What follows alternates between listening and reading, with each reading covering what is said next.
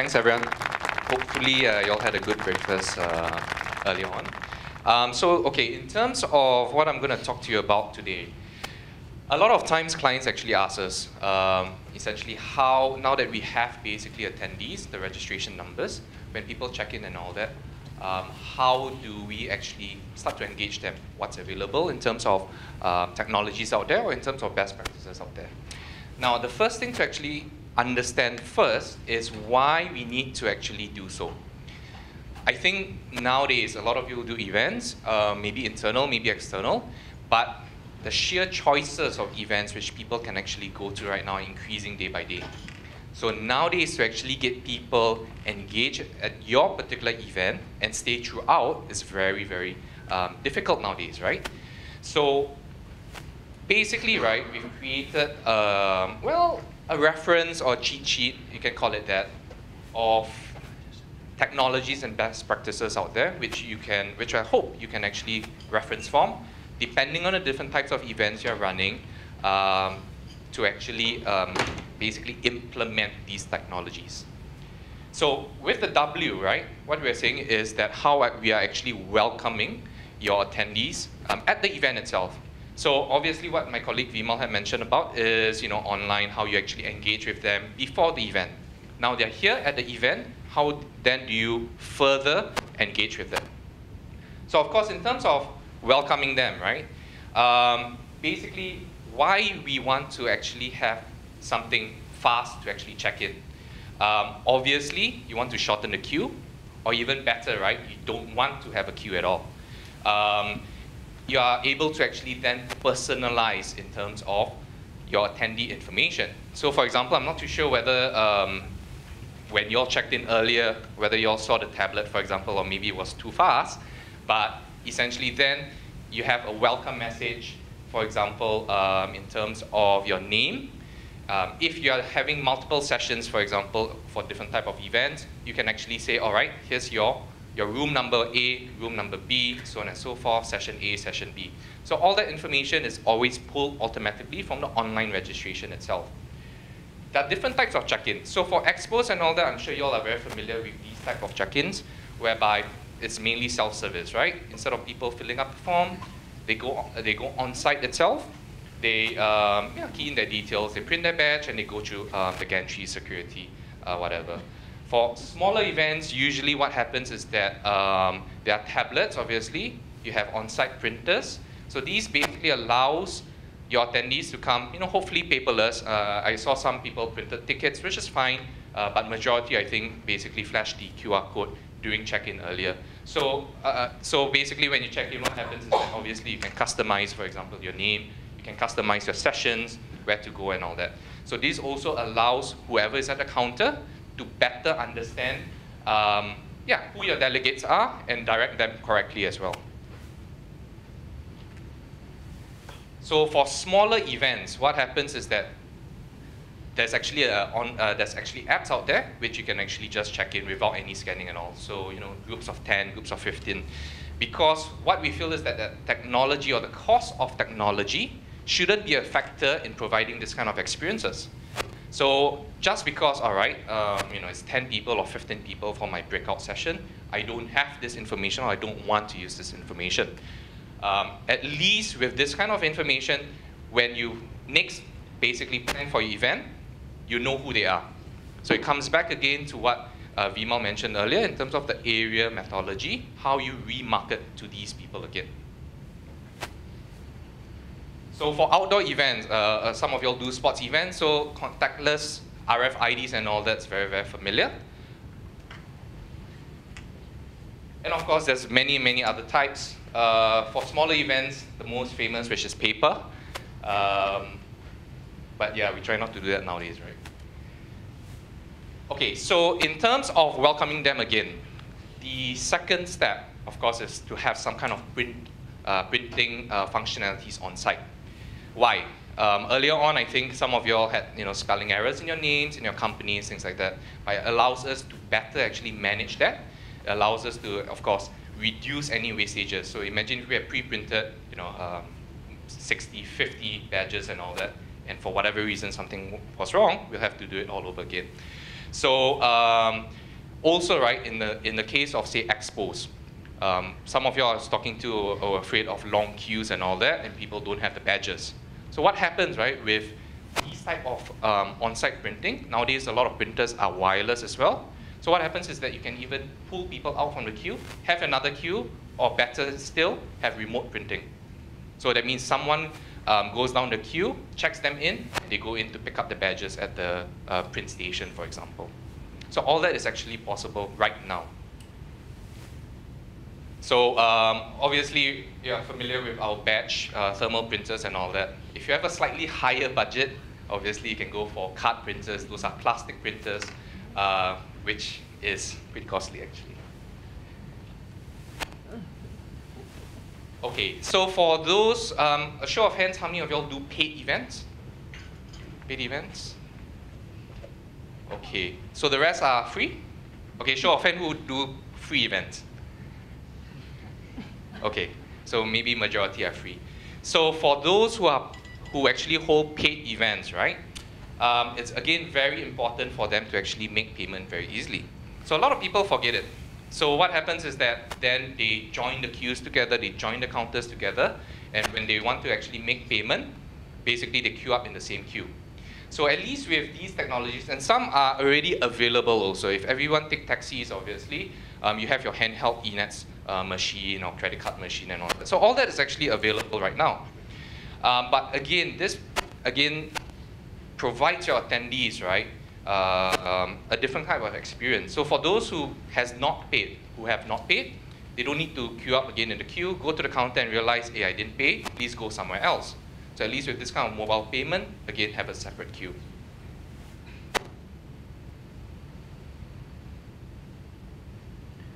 Okay, so when you're welcoming them, I think in terms of our fourth step, is actually to know the attendees. So when you're actually registered for the event, I think there were some questions and all that which we asked. Some of them, thank you for your answers in terms of filling up those questions. It has helped us to prepare better. So we also know, for example, how many of y'all are coming, what are y'all looking for and all that. And what it does is that with all the technology which we provide, say tablets or printers and all that, we're able to better cater as well. So how many badges to bring, how many printers to bring, how many tablets, for example. So all that allows us to better cater for it. Okay, so one question which clients ask us time and time again, and I thought we'll just share some magic numbers, is that how many counters or how long does it take to register, or how long should it take to register the attendee on site? Now, using scanning technology, so QR code, barcode. So barcode can, of course, be NRIC. For government events, most of them use the IC. Usually, it's about 5 seconds. Now, of course, this excludes them taking out from the wallets and all that, but typically, that's the maximum amount of time. If they have any type of printing, right, so on-site printing and all that, usually it takes about 12 seconds. But I think in terms of this morning's example, when you all checked in, I think it was faster than that. I counted it was about maybe 7-8 seconds, inclusive of putting the badges in.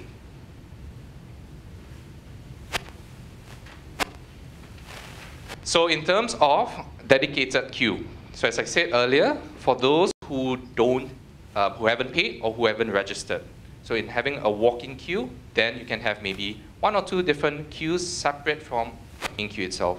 That's how you try to actually reduce your queues when people are walking in. So hopefully this morning, you all didn't really have to wait long before coming into the room and having your breakfast. Okay, so the second step, right, is actually engaging them on site. So what is the first thing which comes to mind? I think nowadays a lot is event apps, right? No matter what type of events you're having, roundtable discussions and all that, there's a lot of event apps which are there and available in the market right now. Why do people want to use event apps? Well, of course, it's the trend right now, but more importantly, you're saving the trees, right? So a lot of pre-printing or reprinting, you don't need to actually do it. you can actually push the latest agenda, latest information to your delegates. And also in terms of basically any type of announcements as well. So just some of the event apps which we are familiar with. So a lot of them have different types of well, functions and features, right, depending on your event. So if you have a round table, maybe MySpad, of course, it'll be good with your iPads at each of your tables, and you can have discussions, for example. You can download slides for the different speakers. If you have, say, a big expo, right, instead of printing out your guidebook, obviously you can have an electronic guidebook. So mainly that has agendas, reminders, and all that. If you're having a consumer event where you want people to take photos and post it, right, then you can have a mini network, mini social network like Attendee, for example. So the second way to engage them, of course, is in terms of Q&A polling. So as you know, in Asia, typically a lot of people are actually afraid to, raise their hands, ask questions, or be vocal about it, right? So what this kind of platforms do is that they allow the attendees to actually have a voice, their own voice. More importantly, for us as maybe event organizers, you know the kind of content which your attendees want you to answer. So a lot of times, previously, a lot of them have pre-arranged questions and all that, which may be totally irrelevant to the event itself. This type of technologies help basically in terms of answering what, again, the attendees want to know. So, for example, we have Pigeonhole. I hope you all are actually going online to answer some questions. I saw some questions earlier on, but I think there's a few. But anyway, just a short update. We've put the address on the table. So please feel free to answer, feel free to type in any questions.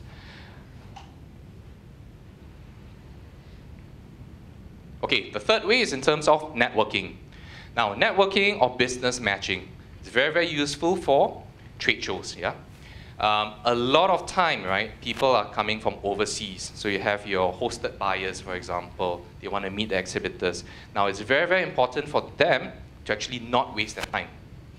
So whoever they're meeting is actually relevant to them. And more importantly, it's actually whoever they're meeting, basically the appointments are actually serious appointments as well. So some of these apps essentially, right, they use social to actually connect with one another. So social media, LinkedIn, so on and so forth. Others based on industries. So that means a person which you have already pre-scheduled to meet is in the same industry as you, or maybe related industry as you. Sorry, I forgot to mention, so all these slides will be available online for all our 3 sessions. Whoever is present over here will get a link which you can download and you can reference on later with our speaker notes, which we've not included here.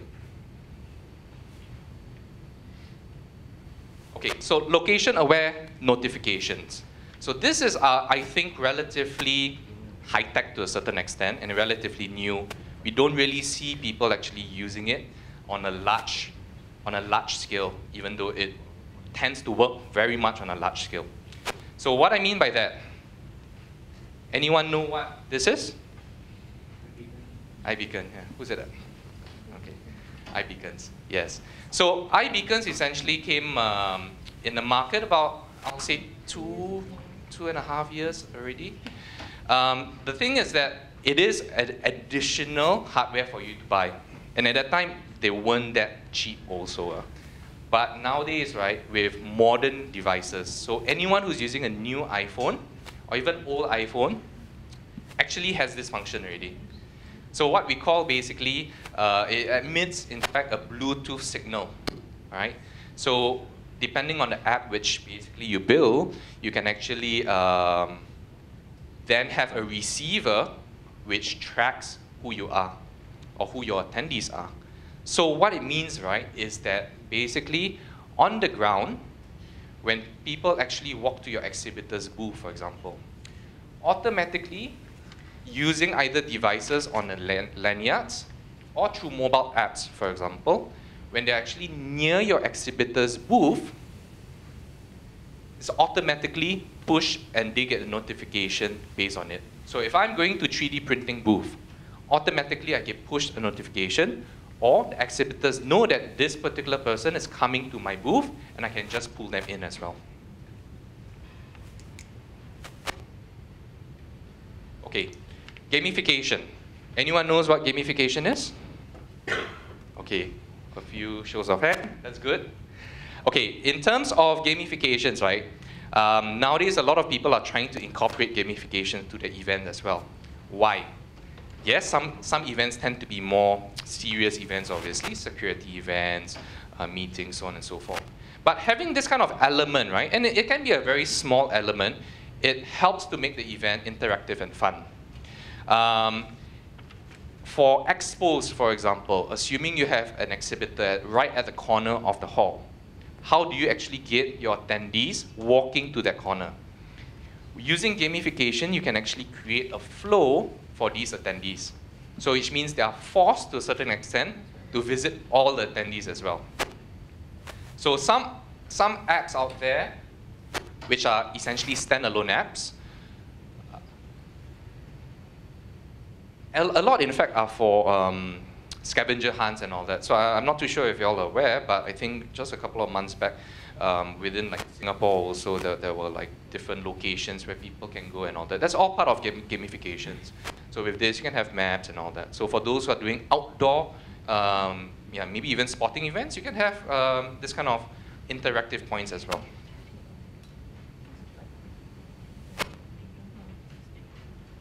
Okay, so social media and relevant platforms. Anyone heard of social media walls?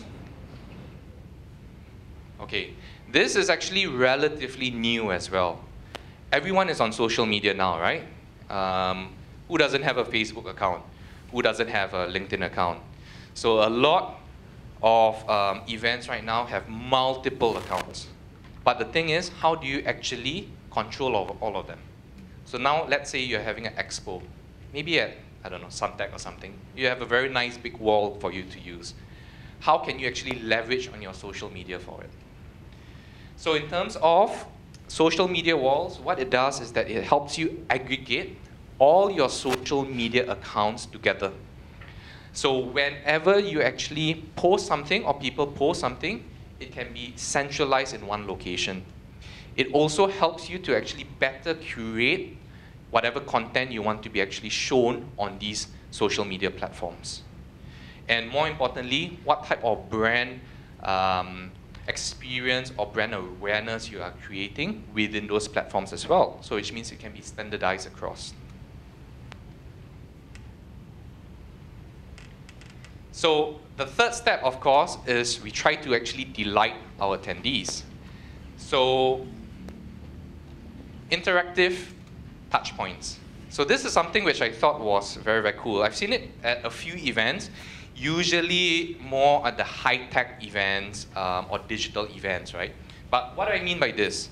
I mean that you actually have basically technology or showcases whereby attendees unknowingly are engaged to it. And of course, that's actually a place for them to actually gather. So some examples which I've seen, in fact, is of course in terms of interactive displays.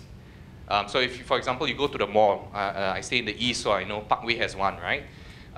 So yeah, they are projecting something on the floor, and a lot of times it's always very crowded. And so it's a very, very good place for people to gather. So in terms of your expo, right, this again gives your attendees somewhere to just relax and somewhere to not think about why I'm here, what do I have to do, and all that. Another thing is in terms of drones. So what I see, this is mainly for a few outdoor events, is of course in terms of people flying drones, with the cameras, taking photos and all that. And I thought it was very cool. After that, what they did is that, obviously they got people to post and all that, and they post it back up to their social media accounts. So, and guess what? If they're in that photo, they're sharing it with the whole world, right? So isn't that better brand awareness for your event as well?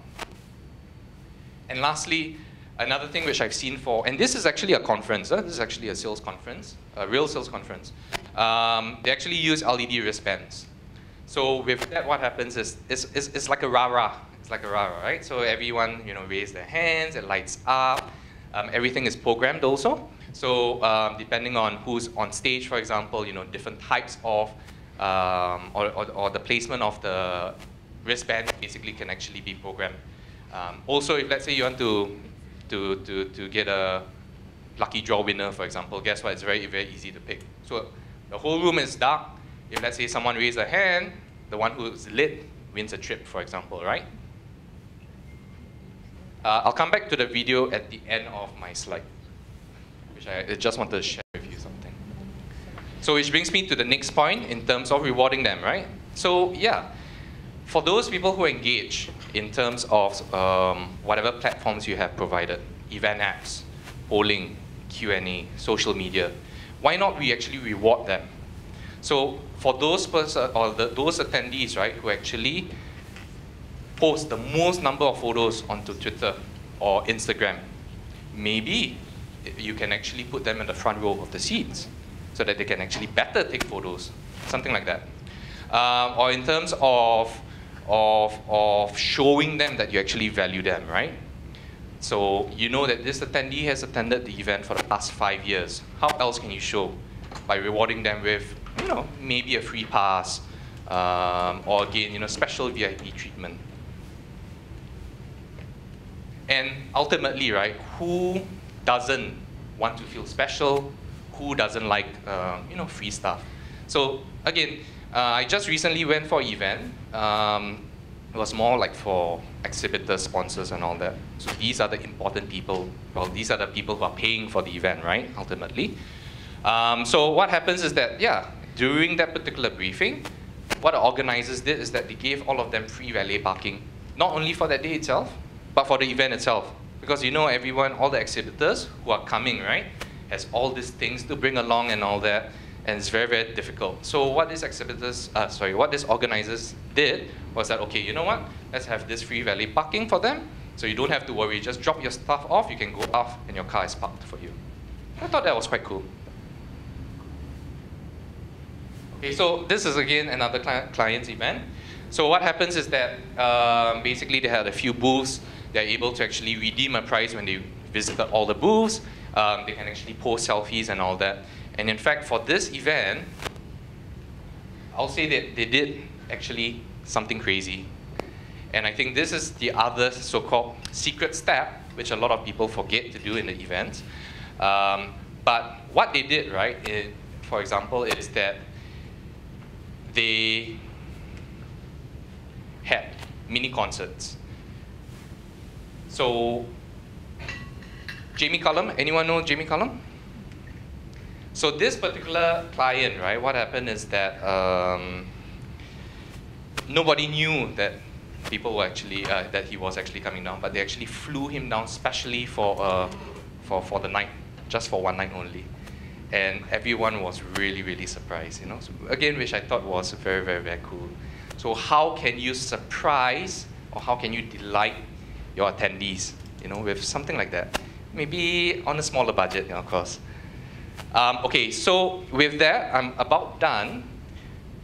I just want to actually wrap up a bit first, and then I'll just want to share the video with you. So in terms of welcome, we have, of course, a fast check-in for your attendees. You allow them to have printing facilities, and of course, you allow them to pay on site. More importantly for you as organizers is that you actually know who they are, because it's very, very important to know your attendees. The second way to engage them is using the technologies available with event apps, with live Q&As, with polling, even gamification, for example. And lastly, how we can actually delight them. So using, for example, interactive touchpoints, rewards, and of course with something crazy, whatever that is, right? Okay, so I'm just going to end with a video I found. I thought it was really cool, and I just wanted to share with you. So maybe it works for in terms of yeah, consumer events, outdoor events, and all that. I don't know. You tell me what you think. Was that cool? It was very cool, yeah. So yeah, so that leads me to the end of my session. Again, if you have any questions, please go to